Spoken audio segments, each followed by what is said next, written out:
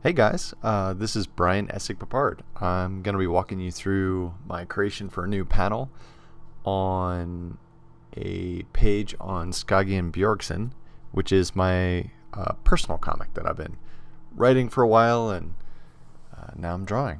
So enjoy. A little bit about myself. I work in the TV and film industries as well as make comic books. I do anything visual arts related in pre-production. So I'll do storyboards and concept art, prop design, things like that. So yeah, hope you guys enjoy it. And here we go. All right, so here's my composition. So I've been working on these individually. As you can see, they're just layered one on top of another. Now I've got this layer, as you can see, that I kind of put on top of everything. It gives a little bit of grit and that realism that I kind of like. We'll go into that a little bit later though. So I'm just gonna drag out a little square of color here. So, and as you can see, I'm doing all these point samples with that grit, that kind of noise I put on top, and it was turning out to all these different colors. So I don't need that yet, but that will come in handy down the road. The reason I did that little square there is so I can just freely paint. I'm using a clipping mask, so I can just paint freely inside it. I don't have to worry about going outside the lines, as it were. This just allows me to be a little more fluid, not worrying about, cleanup, spill over into other panels, things like that. I'm kind of just feeling out my palette now. I know I want to do a landscape, so essentially this massive dire cat is sneaking up on this kid and pounces, and I want to do that like a extreme wide shot. That's kind of my film background coming through, but you've seen it in movies where like there's a cutaway before a resolution of action, and then there's the scream and birds flying out of a forest, so it's like whatever happened off screen. I kind of want to create that. So I'm just kind of playing around with brushes. I want to keep it as fluid as possible. I'm kind of just screwing around, making trees, feeling out what kind of foreground, midground, background I want.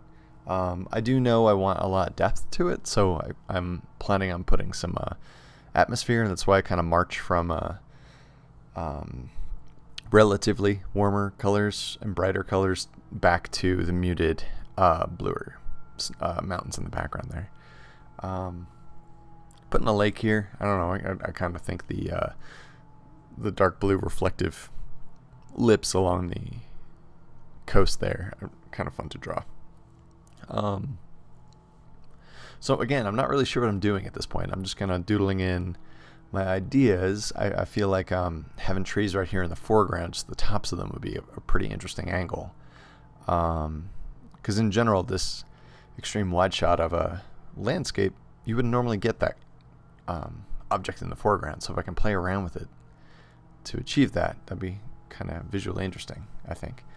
As I'm drawing this, I also know that I'm not pulling it off. So I'm thinking maybe I can put trunks of trees in and then feather out the branches and whatever I want. I'm kind of thinking I'm going to go carnivorous with evergreens and stuff. But I'm not feeling it. I'm kind of struggling here with the brush and color palette, just trying to strategize how I'm going to do it and make the trees pop, because they're kind of disappearing into the color. So I'm kind of messing around with darkness, and now I'm going to start. You can see a lot of these really cool concept brushes I have.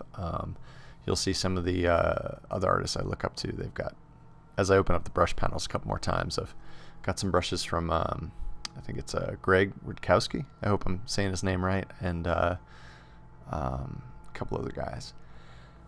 So I changed up the brush. I'm putting in like ground foliage here. Mostly I'm still just playing around, trying to come up with my game plan. I've got this vision in my head that I would hope you can kind of see what I'm doing. And actually here I updated Photoshop the last couple days, and it's been doing this weird thing where I'm not running out of memory, but it pauses as though I am. So I got to figure that out. So if I pause, or my mouse pauses, that's why.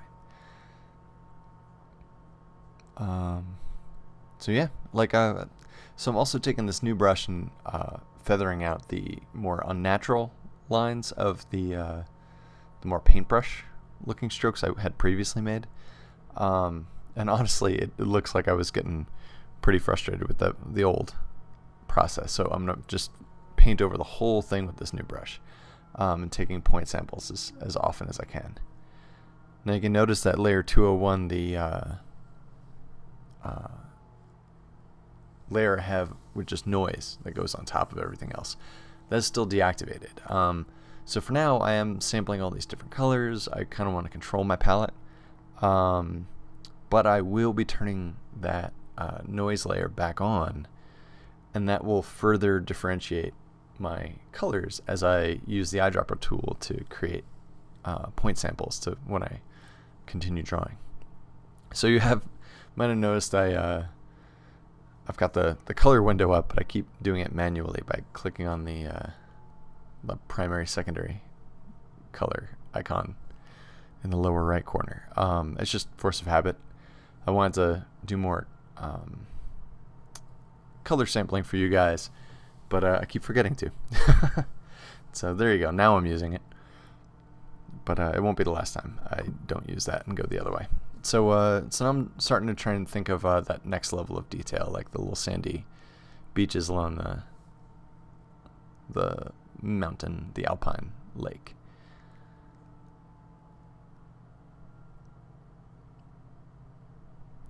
So I'm trying to just build in like minor depth. That lip of the lake is going to be kind of this like bowl for your eyes. Like all of the lines of this little valley are all kind of pointing back towards it. So I want that circular eye movement in the composition.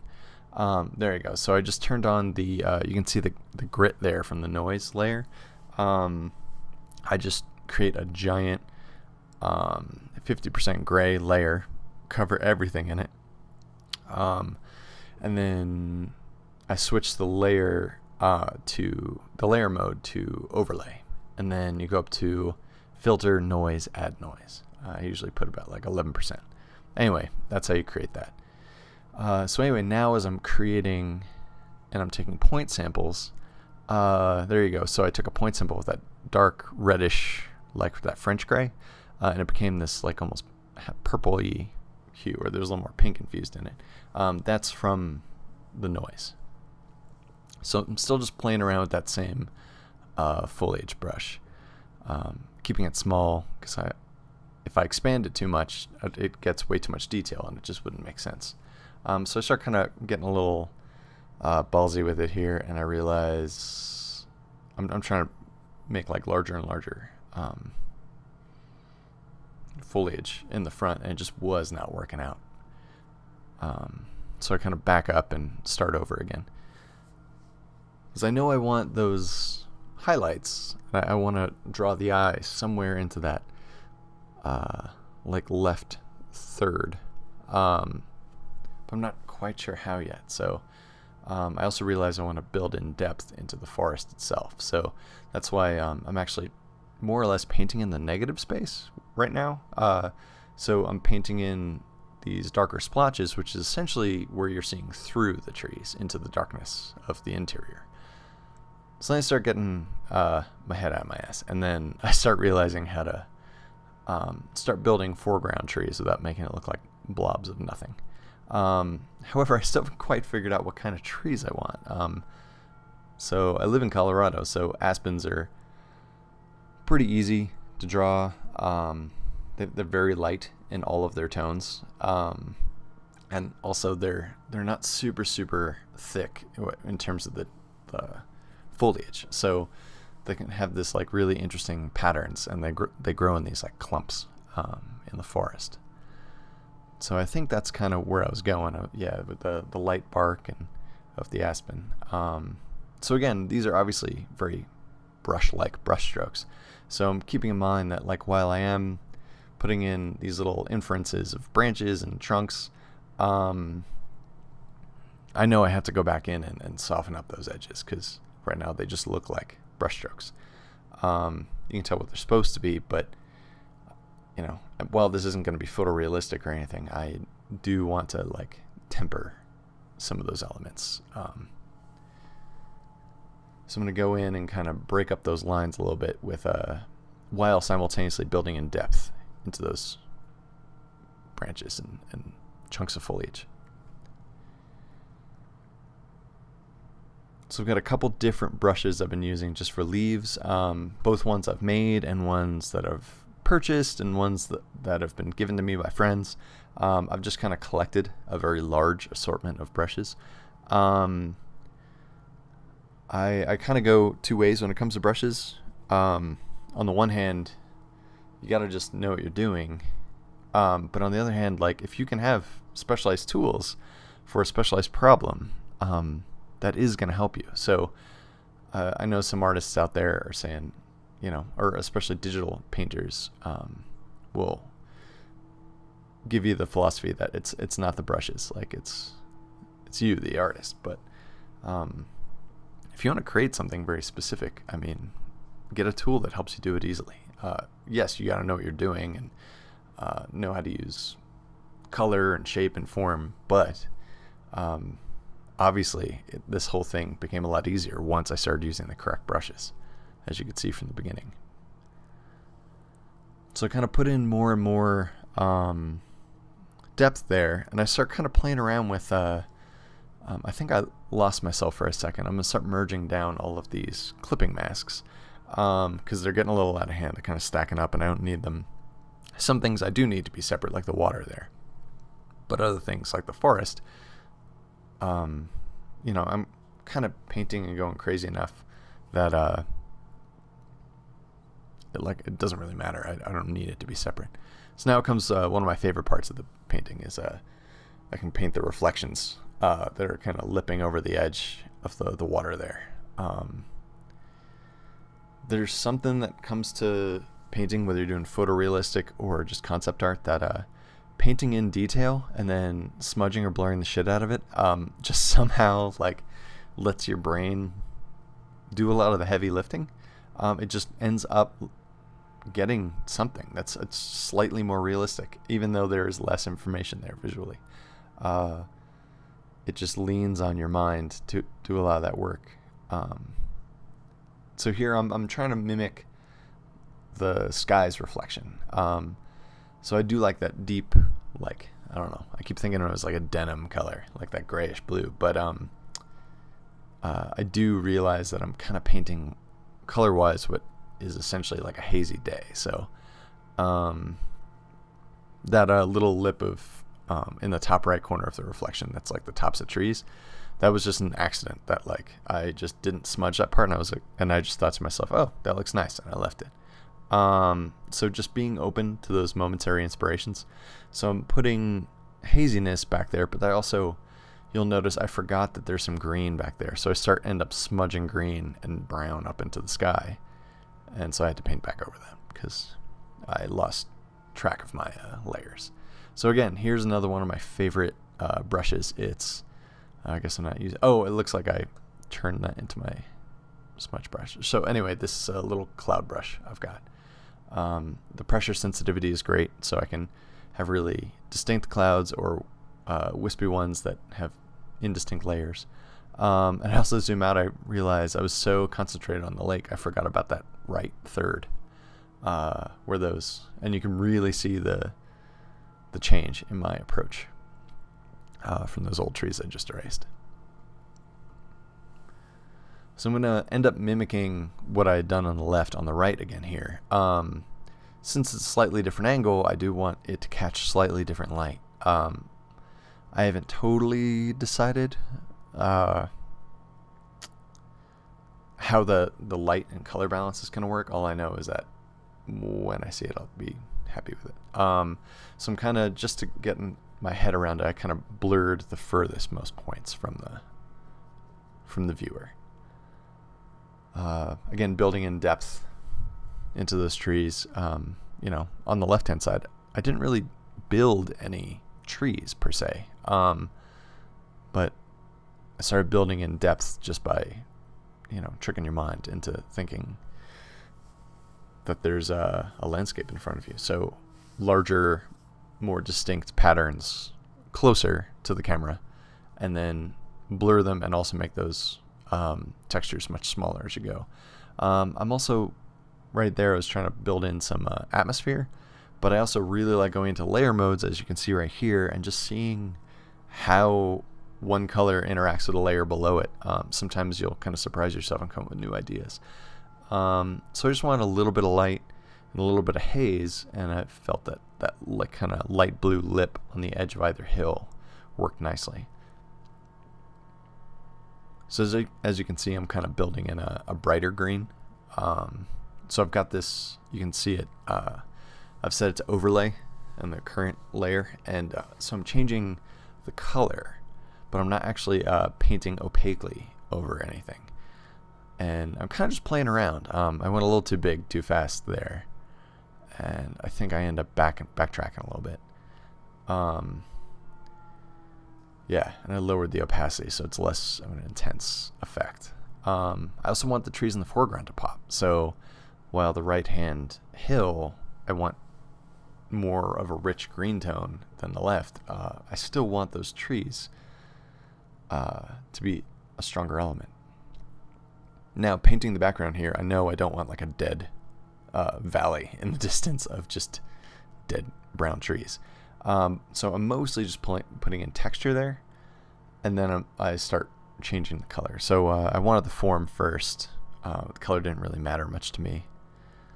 I kind of chose that grayish brown only because it differentiates it from the valley and the midground. And I'm just kind of playing with these angles that you kind of see that you get with extreme perspectives in nature. You know, you look at a mountain, you kind of always have to, if you're recreating it, you end up getting these very gradual angles. That's just kind of how your frame of, how your perspective ends up seeing those mountain ridges. So I also realized the colors were a little too rich, and I still needed to push them into the background via the atmospheric effect of just looking through that much air. So it ends up tinting things blue and also toning down their contrast. It would also, depending on your lens, it would get blurrier the further away. So I'm doing all of those things. I'm getting rid of the contrast, making it more blue, and now I'm blurring the shit out of it. So just to throw some real depth into it.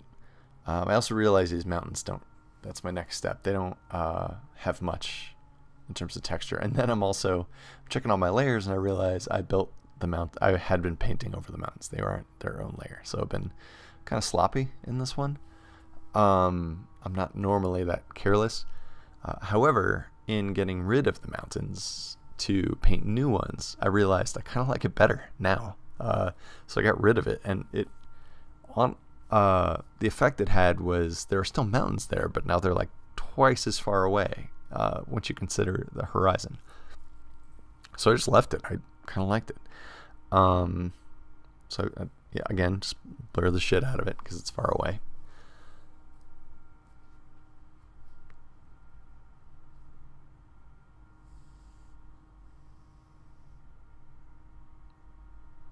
And just kind of rebuild the haze of the sky over there. That was a neat texture earlier, but it didn't really make sense.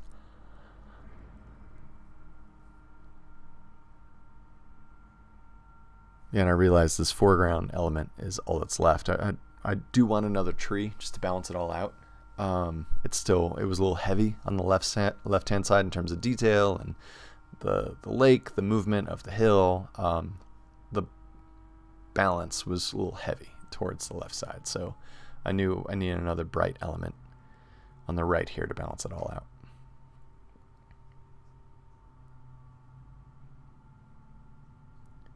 And it goes a little faster now that I've decided I'm doing something that resembles an aspen.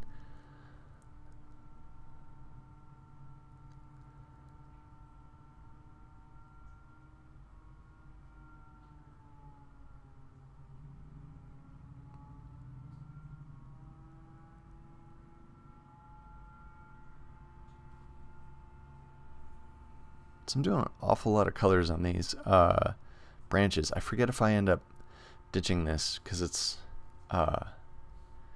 so varied, and I end up realizing that's way too dark of a shadow to put in there, especially if it's supposed to be catching all this light. And then I accidentally smudged the shit out of it, and so much that it took some processing time.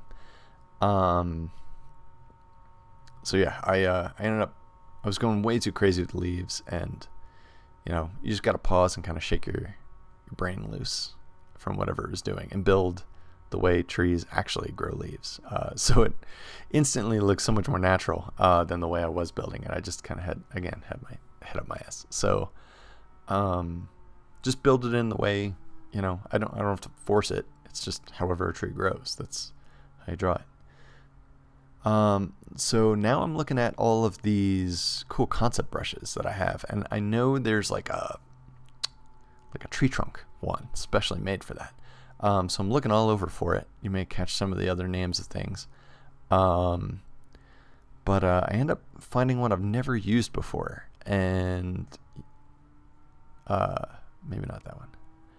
I end up using it for other things, but I end up, when I finally go after the trunks of the trees, I use a brush I've never used before. And again, this is going into my comic, but I'm more than happy to experiment. So I found that weird brush, and I didn't have a purpose for it in the trees. I just quick threw it into the forest behind them, pushed those colors a little deeper so the trees pop more at being light in the foreground. So I choose a new color, and I create a layer over the trunks, and I create another clipping mask. And so now it looks like the shadows of the foliage are now falling onto the branch itself, just because of the bizarre nature of this brush I'm using. And throw a little bit on underneath the branches. There would be shadow, just not as intensely as I was drawing it earlier. And I also notice it's all of these end in very sharp, distinct lines. So I'm going to go through and kind of gently eraser out things asymmetrically, so it looks a little more organic. And again, this is just a lot of playing around. I have a lot of brushes. I'd say 70% of them I don't use, but I try and experiment whenever possible. If I'm not doing a gig and I'm not under a time crunch, even under the circumstances, sometimes I do snag one. So this is a brush I was waiting to use this whole composition, but I want the birds flying out of the forest, so I finally get to use my bird brush. Then I realize it looks like a flock of bats because I put in way too many. So there's two different brushes. There's a big flock and then a more distinct one of only a couple birds. So I want enough, because I realize this is a very visually stimulating panel, and I don't want these birds to disappear. So I'm trying to find that balance of put enough in so they're noticeable, and then but I don't want it to be an obnoxious amount of birds. Here I am just kind of cleaning up the few layers I didn't use a clipping mask on. So there it is. I think I end up touching up a few more things. The birds, for example, the darkness is great against the sky, but you can't see them over the hill, so I end up changing that. I flip it to white once it passes the horizon on the lower side. So let's see.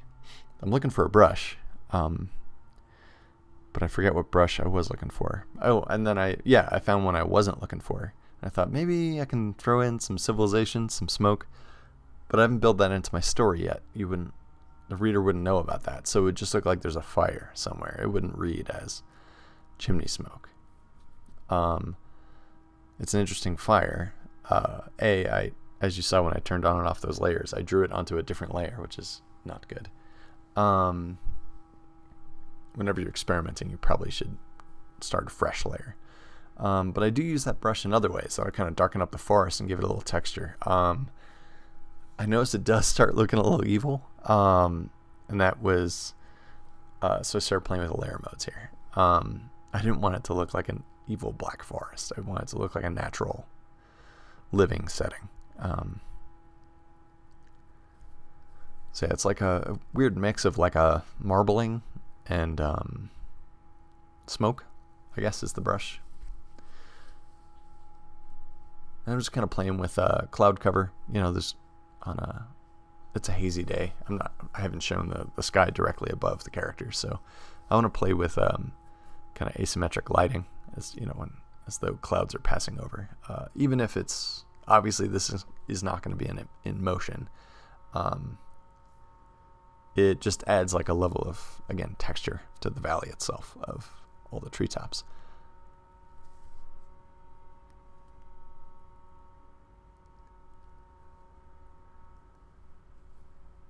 So yeah, so this is only 2 pages into my comic Skagi and Bjorkson.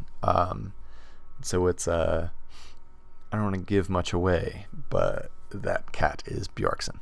So the comic's going to be about these 2 massive dire cats that are owned by the High Queen of the Vikings. So so here I'm going into the mountains in the back. They just need a little something, just a little love, just to give like a.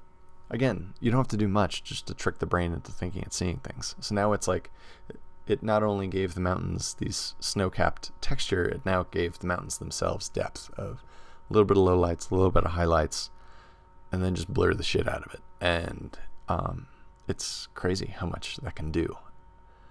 So really, like, I just put in like 2 or 3 different colors on top of that kind of dark sea green, and now they've got some nice life to them, visually speaking. So I think I realized the intensity of color has way too quick of a drop off there in the center area. I kind of wanted this like a leapfrogged little ponds that you can kind of get peeks at through the trees after this main lake, but I realized it all went straight to being blurred and light blue. So I just kind of built in that central area just to give it a little more of a gradual progression. Yeah, so now I start taking my attention back to these birds. I realize I want to put in a clipping mask. First I tried turning them all white, but then obviously they disappear. So I'm trying out different solutions. I tried putting a stroke around them. That doesn't work because the edges are a little too fine and porous. So then I realized 50 and 50. That'll do the trick. So and zoomed in like this, you can notice like there's not much there to look at. You can, once you zoom out, you realize how much heavy lifting your brain can do very easily when it comes to this kind of stuff. When you zoom in, it just looks like a mess of brushstrokes. But if you just know how depth and perspective and color work, your mind, and your viewer's mind for that matter, is part of your tool set that you can use that to your advantage. Not just to save work, but to make it more effective. So I realize these trees just want like a little something extra. Like I'm not really sure what. Just some shading, a little bit of pop of something. I did suddenly remember that aspens do have this kind of diagonal growth to their foliage. I thought maybe I can throw in some diagonal shadows. I realize I think I end up softening that because it's a little too intense. But then I accidentally changed the layer mode to hue, and since I was using that dark brown that you can see in the top left, it's like that brownish gray, it ended up giving it this really nice pop of this like pumpkin-y copper color. And while this doesn't take place in the fall, it takes place in the summer, I think that's a small price to pay for a nice little pop of warmth, because there's really no other warmth in the composition other than the on the coast of the lake. There's a little slightly reddish gray, like that French gray sitting there, and that kind of pulls your interest. But yeah, so there's that. I don't think there's much else I do to it. It's that's the composition. So hopefully this was a helpful insight, and I can kind of answer any questions if you guys want to email me or post comments. But yeah, I appreciate you guys watching. Check out my website, brianessigpapard.com. And I'm also Essig Papard Creative on Facebook and Instagram. So yeah, look for more of these videos. This is my first one, but I appreciate you guys listening and watching. Hopefully you guys learned something. But yeah, I'm looking forward to making more of these for you guys. Talk soon.